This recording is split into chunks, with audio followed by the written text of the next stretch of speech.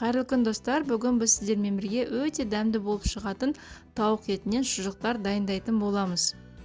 Ол үшін тауықтың фаршының үстіне шұжықтарға арналған специй, тұз, нитритный сольді алып, фаршымыздың үстіне салып, жақсылап тұрып араластырамыз.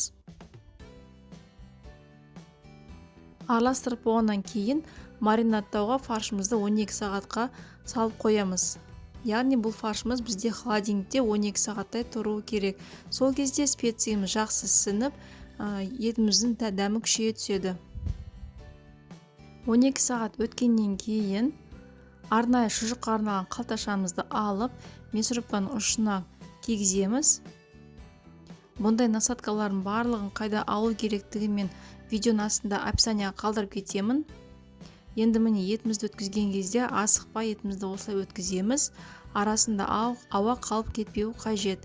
Егерде ауа қалып кеткен жағдай болатын болса, кейін барлығын өткізіп болғаннан кейін аздап жай ғана иненің көмегімен тез шеруге болады, біраз ауаны шығарып. Енді міне дәл осылай барлық шұжықтарды өткізіп шығамыз.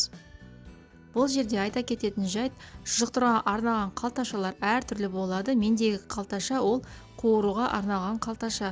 Егер сіз қуырмайым десеңіз, арнайы басқа қалташалар бар, оларды буға немесе духовканың ішіне пісіруге болады. Енді міне шұжықтарымыз барын өткізіп болдық. Дәл осылай жіппен барлығын байлап шығамыз. Жіппен байлап болғаннан кейін, егерде шұжықтар арасында ауа қалып кеткен болса, иненің көмегімен алып тастаңыздар. Енді табамызға май құйып, шұжықтарымызды қуыра береміз. Дәл осылай қызартып, жан-жақты барлық жерін қуырып аламыз. Шұжықтар өте дәмді болып шығады. Сіздерге де дайындап көруге кеңес беремін. Астарыңыз дәмді болсын.